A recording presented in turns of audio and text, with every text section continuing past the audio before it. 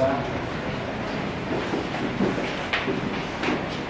Deus vivo e poderoso, nós te glorificamos, Senhor, porque estamos aqui, ó Deus, buscando a tua face.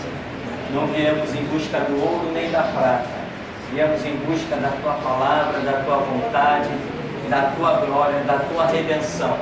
Pois sabemos que todos pecaram, destituídos estão da glória de Deus, e o salário do pecado é a morte, mas o dom gratuito do Senhor nosso Deus é a vida eterna em Cristo Jesus. Por isso, Deus, viemos em busca daquilo que o mundo normalmente não busca, mas nós reconhecemos que o teu sacrifício é aquilo que nos livra, ó Deus, das trevas e nos coloca no reino, no seio do Filho do teu amor.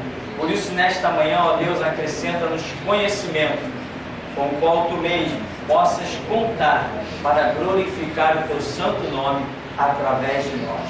Dá-nos a unção do entendimento, da compreensão, dá-nos a unção da valentia para proclamarmos este conhecimento e glorificarmos o teu nome, em nome de Jesus. Amém.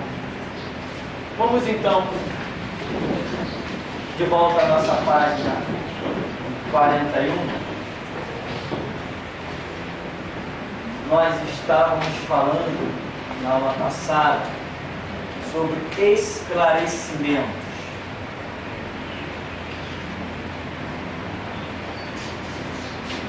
Por que esses tópicos estão aí?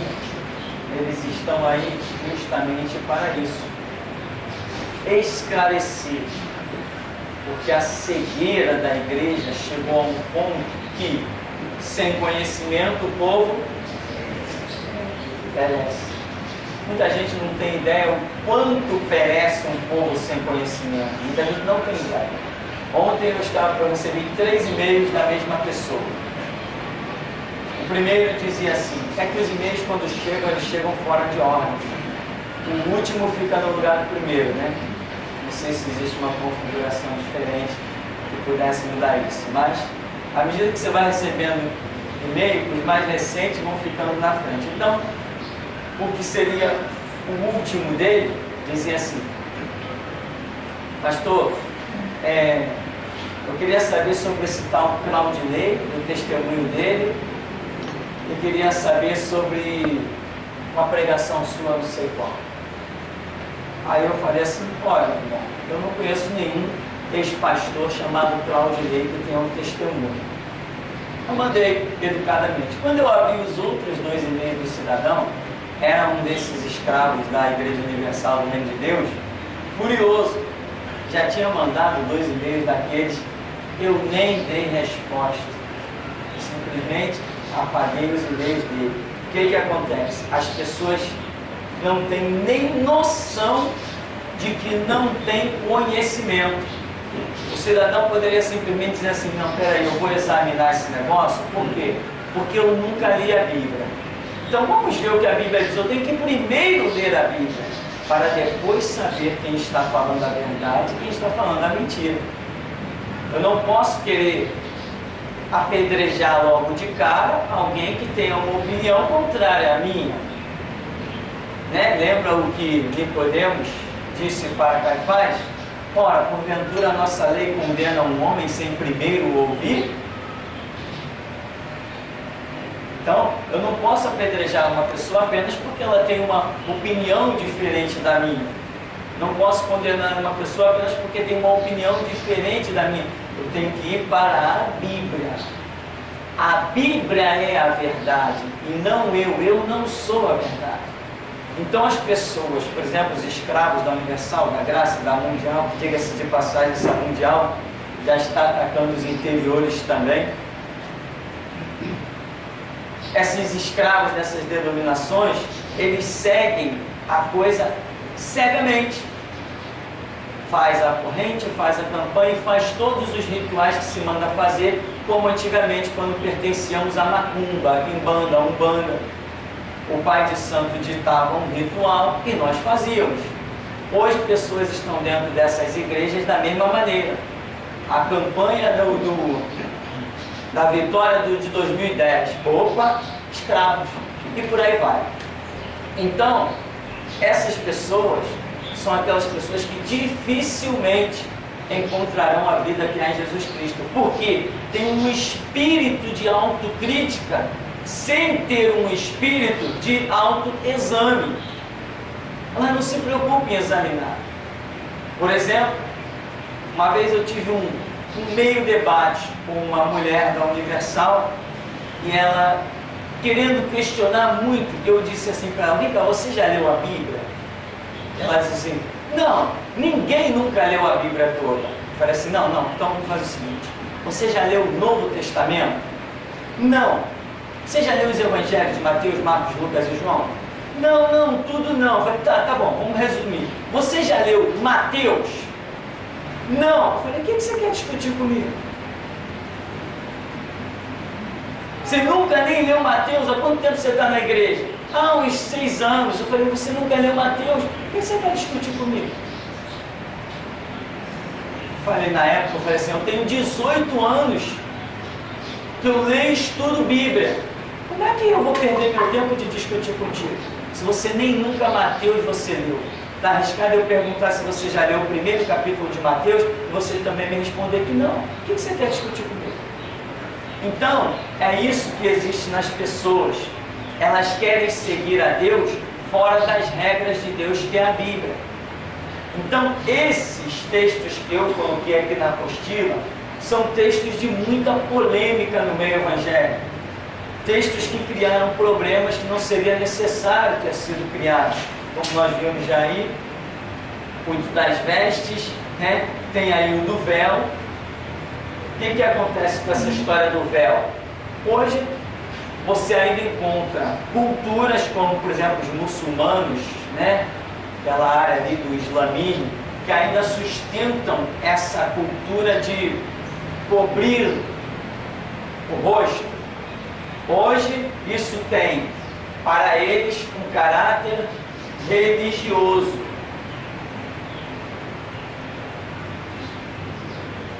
Mas já existiram culturas onde o cobrir o rosto com um véu não era por um caráter religioso, era apenas um costume. Costume, como existem nas sociedades muitos costumes. Por exemplo, dentro do Império Romano, a mulher cobria o rosto com véu. O Império Romano não tinha nada a ver com religião.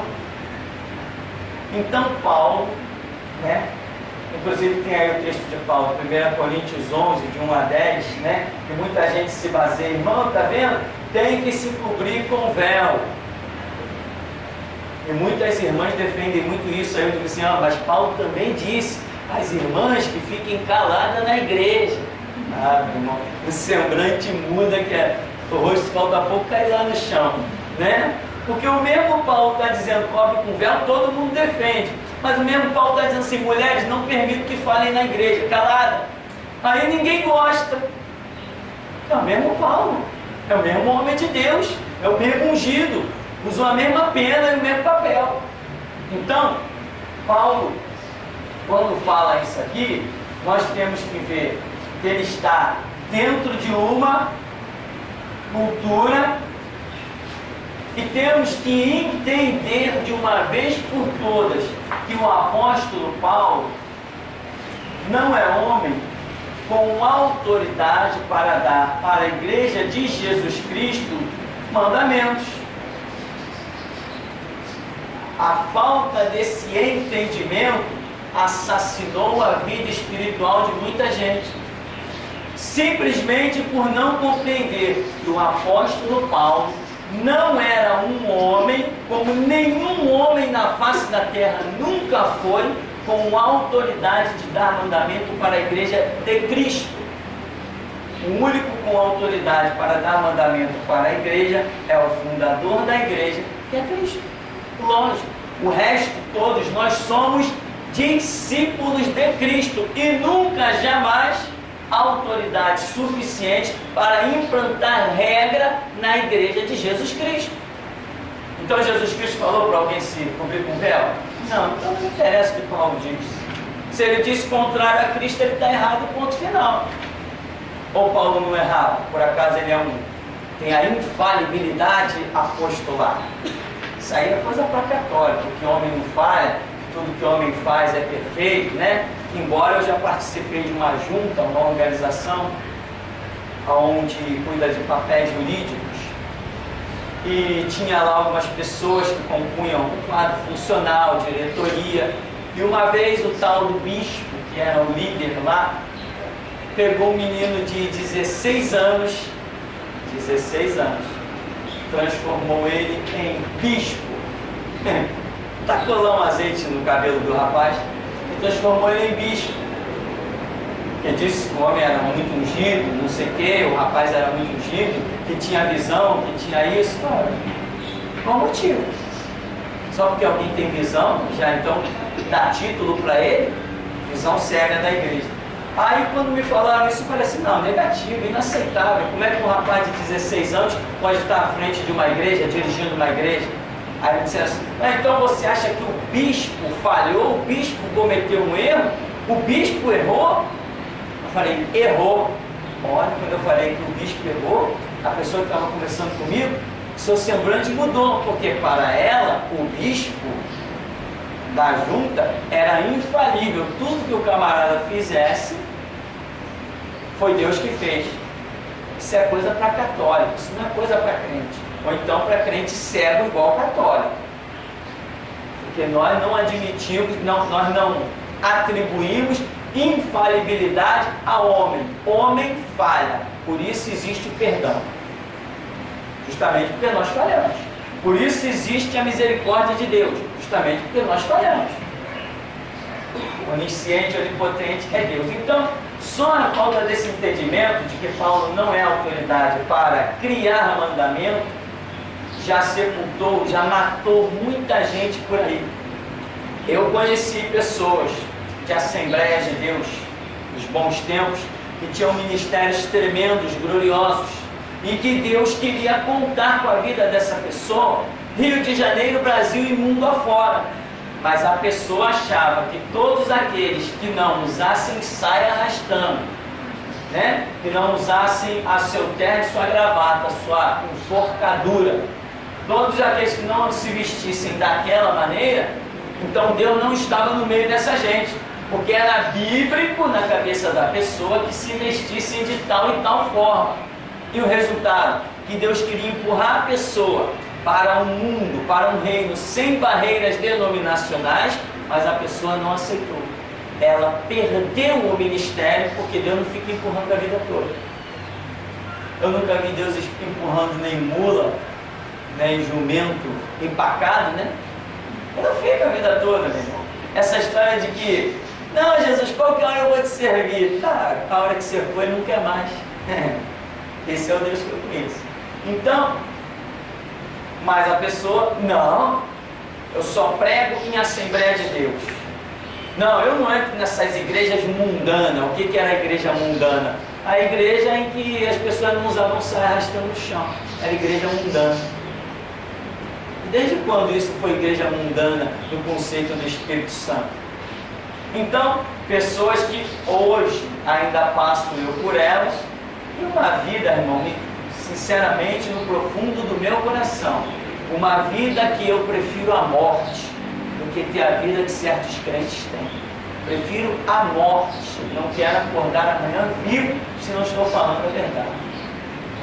Porque as pessoas se sepultam porque não estuda, não medita, não ora.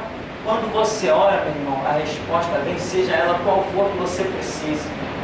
E eu me libertei desses conceitos, foi pela oração. Jesus, isso aí é verdade mesmo? Me mostra. Jesus, aquilo ali é verdade mesmo? O que o Senhor tem a me dizer? A partir do momento que eu descobri que tinha condições de servir um Deus vivo, eu comecei a não ficar só pelas palavras humanas. Eu comecei a desejar ouvir de Deus. Então, Paulo fala do velo, lá em 1 Coríntios 11, mas isso ele fala dentro, logicamente, de costumes em que ele está. Tem a explicação aí, né, de uma série de situações, tem a explicação do costume das prostitutas que usavam cabelo curto e estavam adentrando a igreja. Tem uma série de explicações históricas, culturais, para que Paulo tenha dito aquilo. E independente de qualquer coisa, mesmo que eu não conheça o contexto histórico, não conheço o contexto cultural, se eu tenho hoje em mãos o Evangelho, que é Mateus, Marcos, Lucas e João, se eu tenho o Evangelho de Jesus Cristo em mãos para examinar na íntegra, se eu tenho, simplesmente eu vou confrontar tudo que qualquer um tenha dito, tudo que qualquer um tenha escrito e vou ver se posso achar base aqui, no Evangelho. Se eu não achar base no Evangelho, que é a doutrina de Cristo para a sua igreja, que é o mover espiritual da atualidade, simplesmente eu vou rejeitar. Simplesmente eu vou rejeitar. O que muita gente não entendia. Uma vez eu fui cair na besteira de em plena igreja batista falar uma coisa dessa natureza. Eu não sei qual era o assunto lá, o debate, e alguém dizia que eu falei assim, não, mas eu creio assim, assim, assim. Eu disse, não, mas Paulo escreveu assim. Eu falei, o que eu tenho a ver com Paulo? Ih, o que eu tenho a ver com Paulo? Eu acho que isso aí foi apresentado até na Junta Batista, minha declaração. Se fosse hoje, ia ser apresentado na ONU. Porque eu falei, o que eu tenho a ver com Paulo? Como é que é? Eu falei, o que eu tenho a ver com Paulo? Não, mas Paulo foi um santo homem de Deus. Eu falei, eu também sou. As pessoas não entendem isso. Paulo fez a parte dele. Eu e você estamos fazendo a nossa. Paulo foi, como ele disse, um abortivo, foi um assassino, foi um homem que invadia casas, torturava crente. Ele foi pior, talvez, se fosse botar na balança, pior do que nós. Ele necessitou da manifestação de Cristo, da remissão do sangue de Cristo, exatamente como nós. Santo é o Senhor, o resto tudo é resto.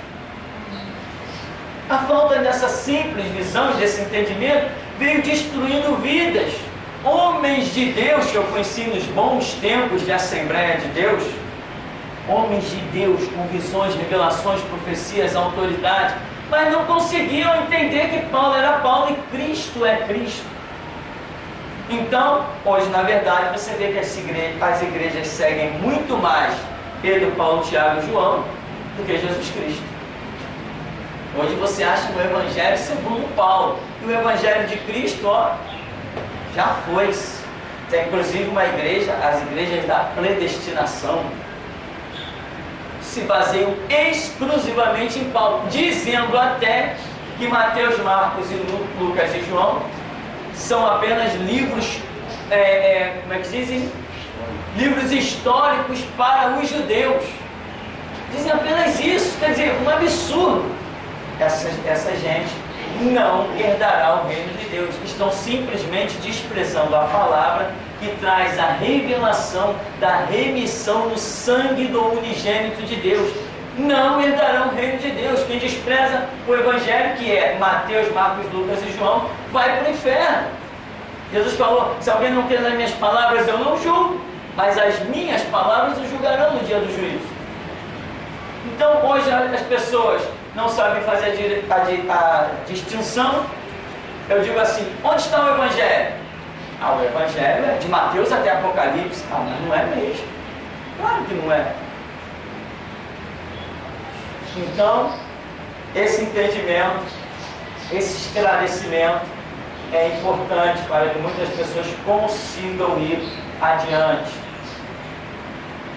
Então, a questão do véu trata-se de, hoje, ver-se como movimentos religiosos, mas já houve tempo que isso apenas era cultural. Hoje existe uma igreja, uma igreja chamada Igreja da Restauração.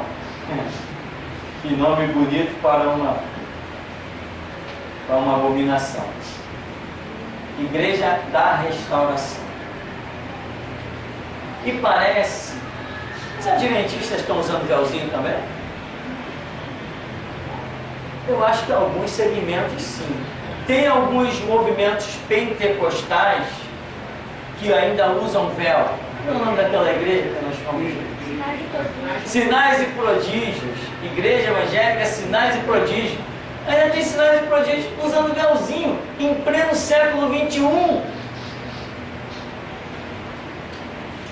Por totalmente fora da realidade. Então, usam véu por quê? Porque Paulo disse, Paulo também disse, mulheres fiquem caladas. Aí você vai lá e tem um monte de mulher na frente da igreja falando. Agora, Paulo diz mulheres caladas na igreja. Mas Jesus, quando ressuscitou, se manifestou a Maria Madalena e disse, vai lá e fala aos meus irmãos, para me encontrar onde eu falei com eles. Então nós vemos um confronto aí. Quando há um confronto entre o que Paulo diz e entre o que Cristo diz, eu já sei com quem eu devo ficar, né? Então, compreender isso aqui é importantíssimo, né? Então, véu nada tem a ver conosco, nada tem a ver com a nossa cultura, nada tem a ver com nada do nosso sistema religioso.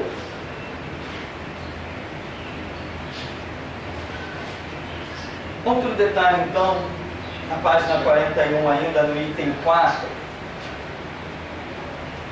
tem algo que é importante para que você, além desse fato, possa destronar doutrinas que são satânicas e que são humanas.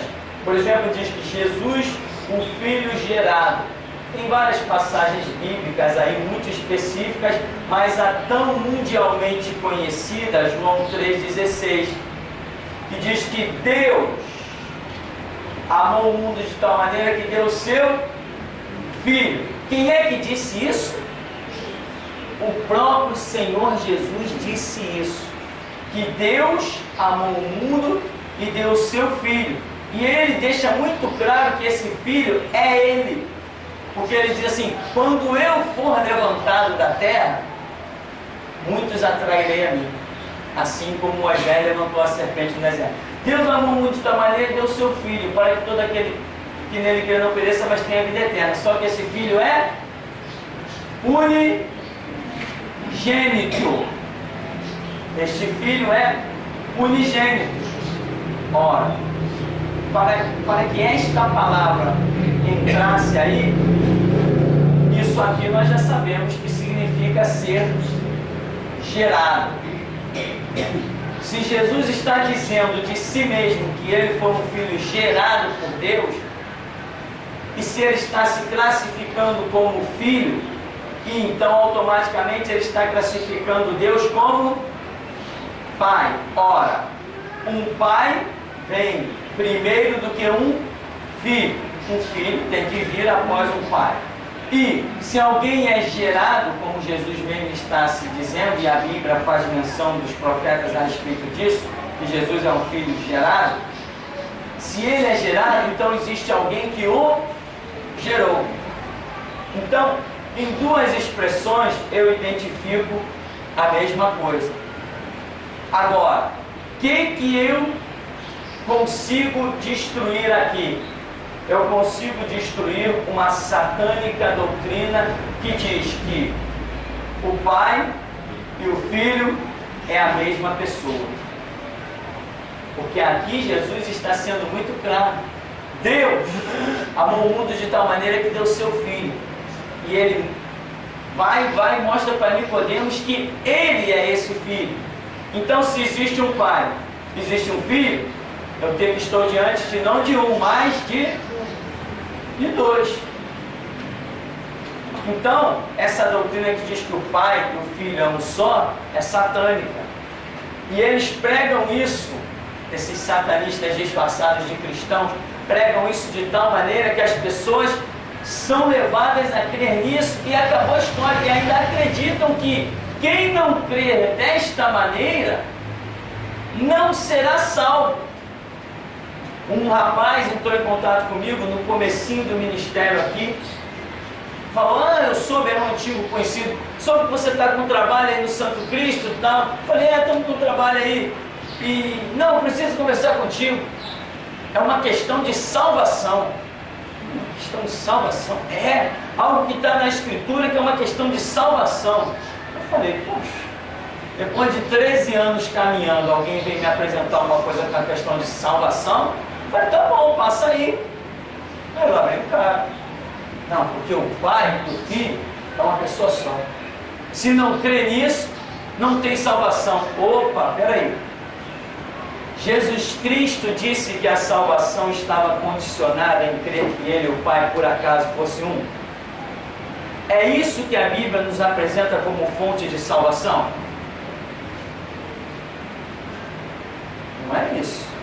O que a Bíblia nos apresenta como fonte de salvação é eu crer que Jesus Cristo morreu na cruz para me purificar dos meus pecados com o seu sangue e que eu tenho que me converter, largar os meus caminhos e seguir os caminhos dele.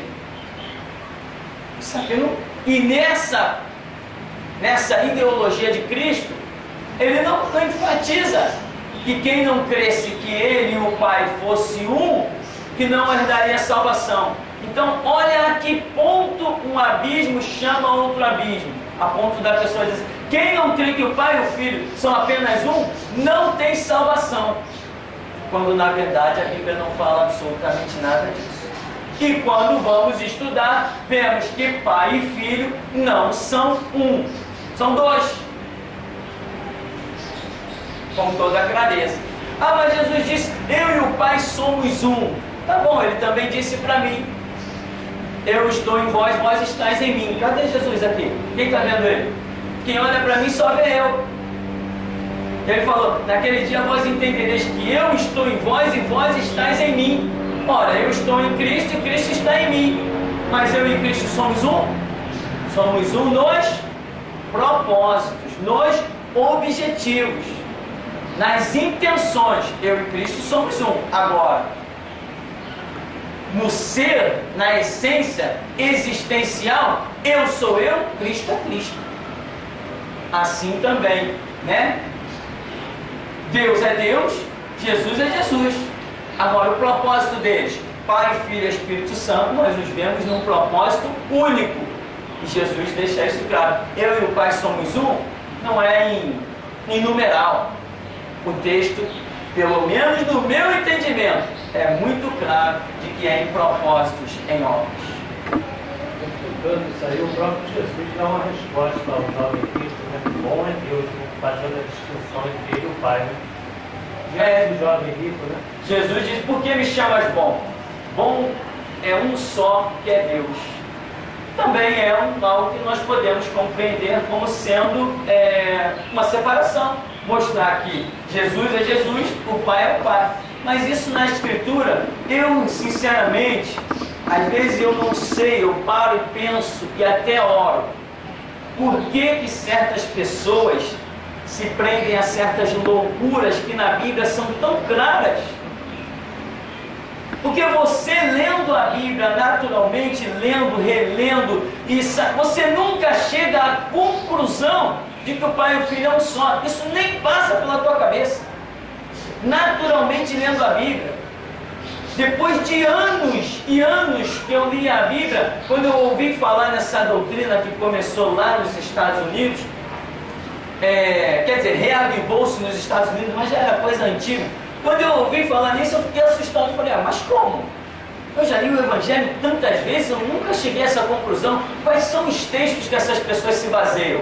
Quando eu fui examinar os textos que as pessoas se baseiam, eu falei assim, não consigo ver como eles.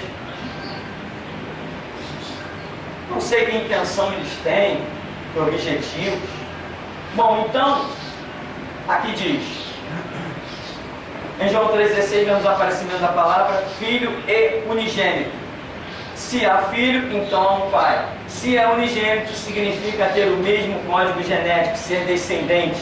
Portanto, Jesus não foi criado, mas gerado. A prova disto é que Jesus possui também os atributos que são exclusivos da divindade, ou seja, onisciência, onipotente, onipresença, enfim, e os outros atributos, transcendental, santo, etc. O que vemos então? Que Jesus, sendo gerado, ele traz as características do Pai. Por ser gerado, ele traz as mesmas características do Pai. Os anjos foram criados e o homem também foi formado, criado de uma forma diferente, nós chamamos formado, mas também criado.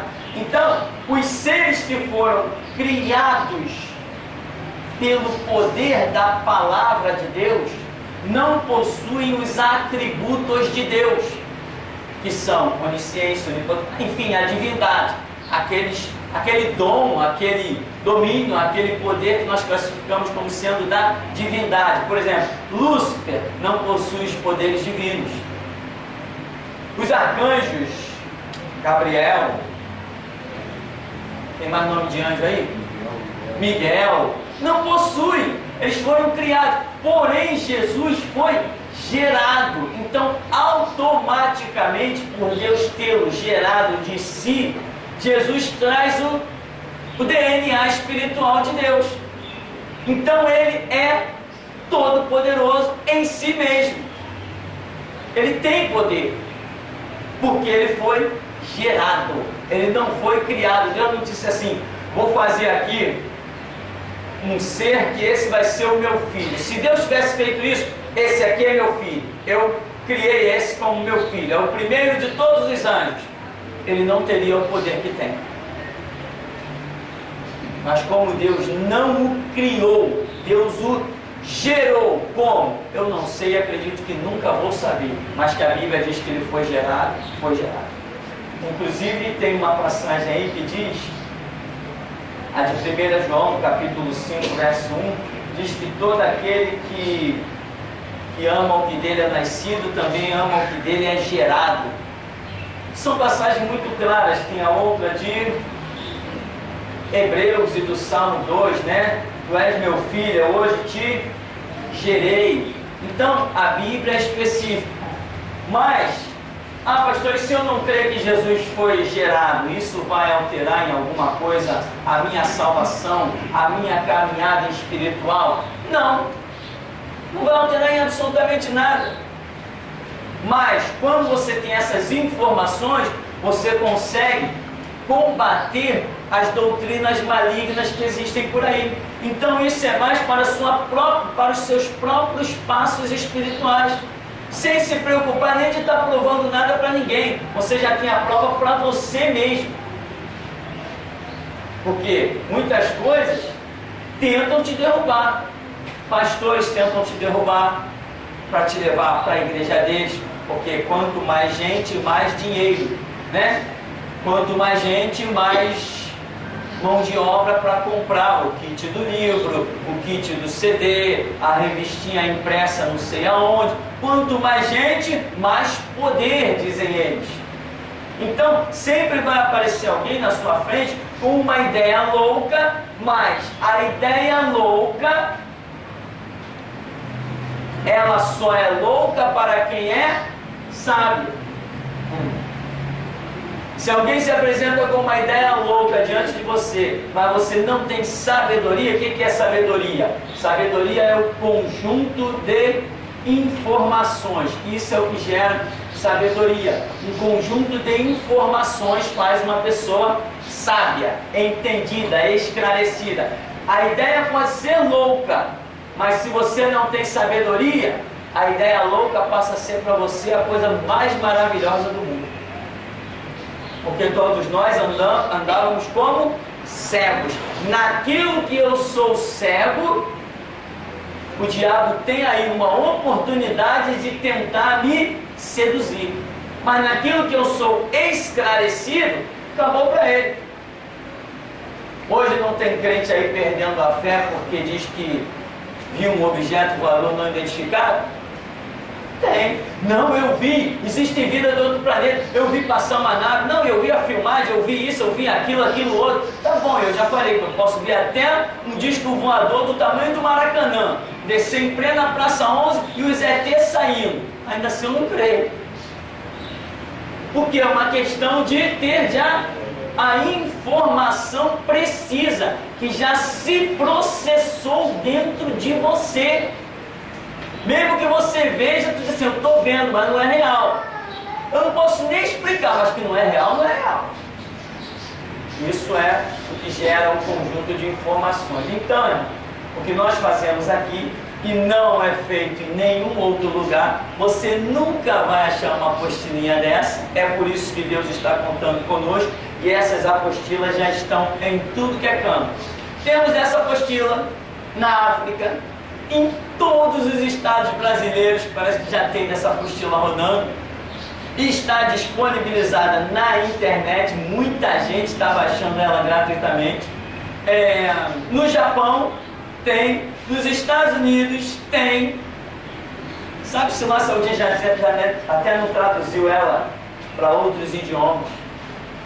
Então, por quê? Porque temos aqui um trabalho que dá às pessoas a oportunidade de andar na verdade, desperta elas para examinar a Escritura, mas nem todos vão despertar, nós sabemos disso, porque a parábola das 10 virgens mostra isso. Porém, nós vamos gritar com todas as nossas forças.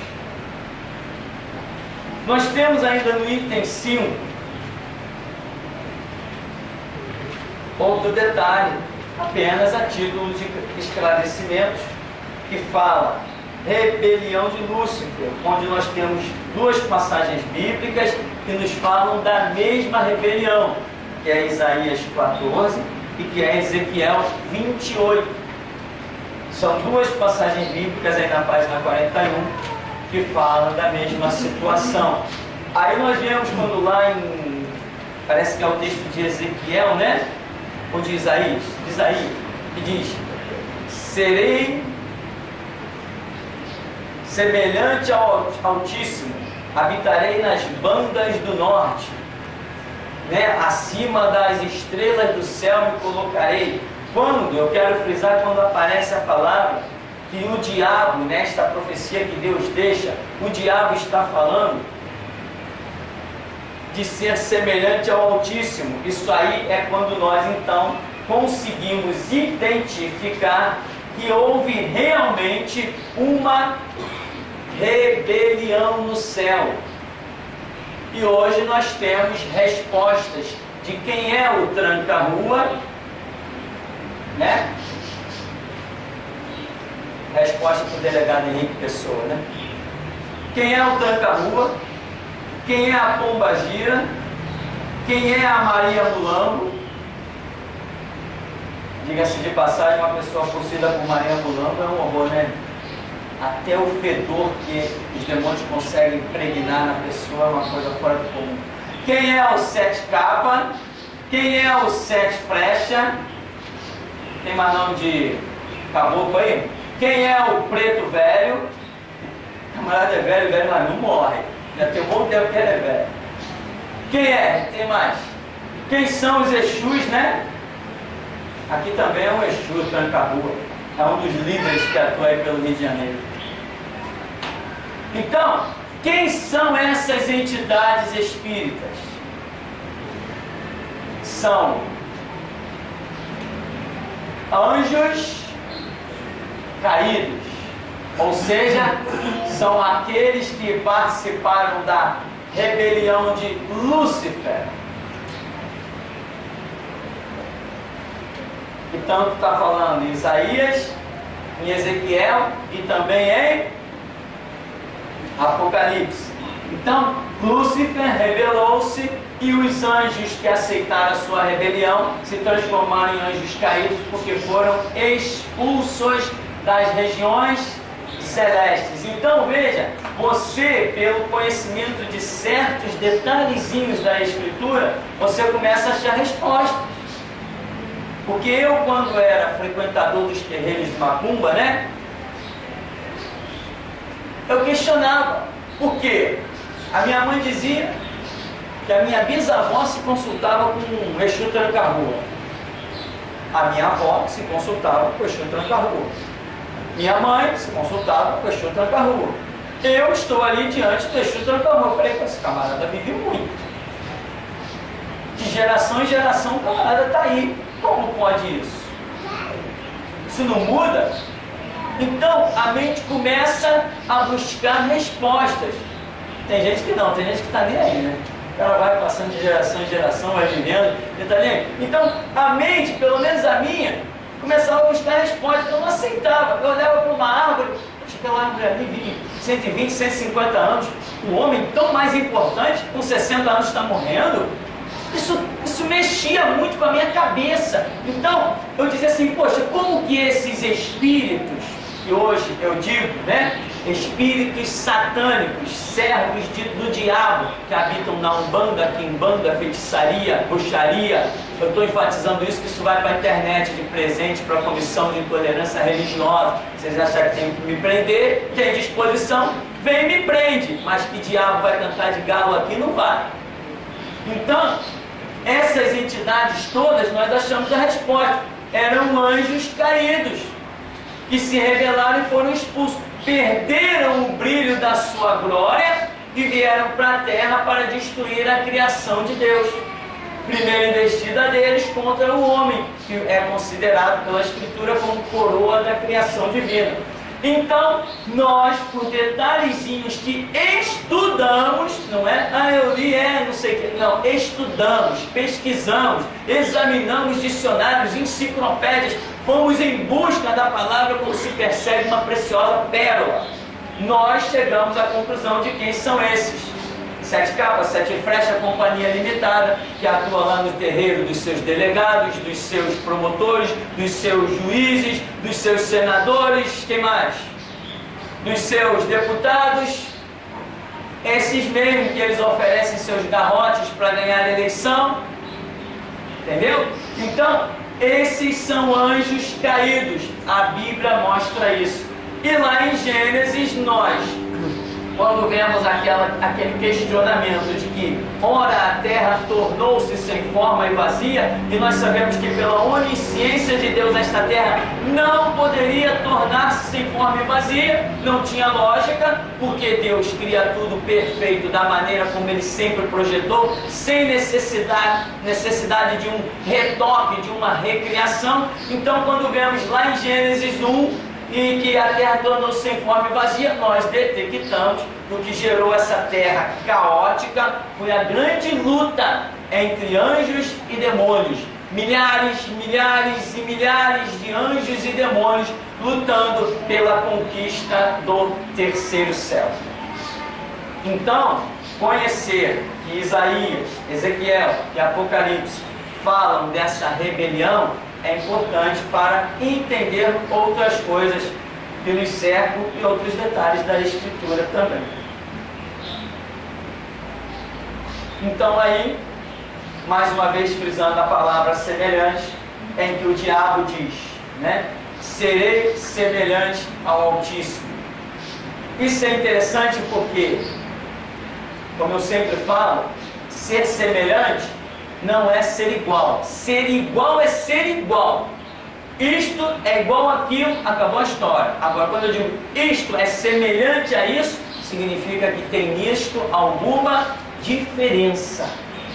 Essa palavra semelhante, ela é muito usada em matemática, né? Figuras semelhantes. Quando se usa muito, por exemplo, um círculo,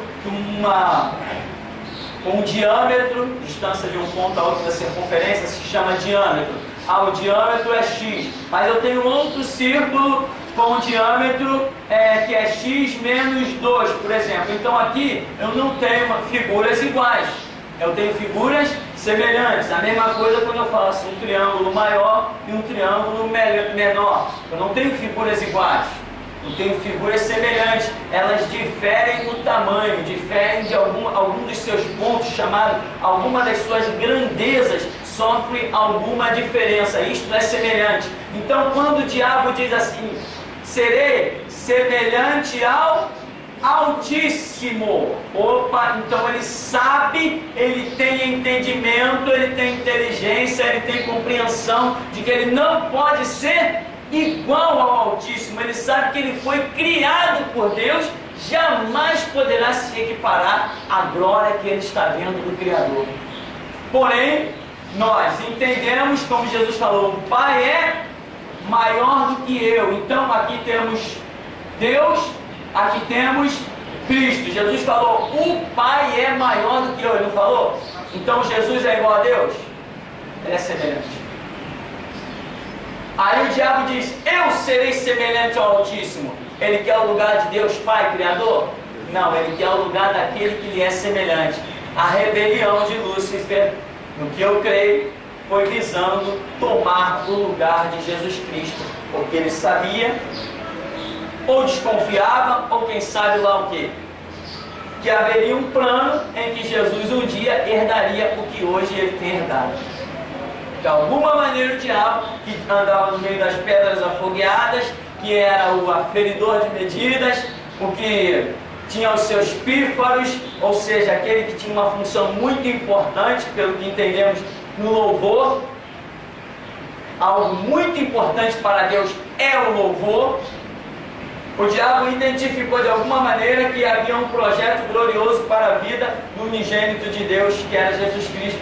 E a rebelião dele foi de alguma maneira acreditando que poderia tomar este lugar reservado para Jesus Cristo. Então, por isso, entra na Escritura a palavra semelhante. Bem, deixe-me ver aqui. Vamos dar uma paradinha então. Depois a gente segue nessa página de esclarecimentos.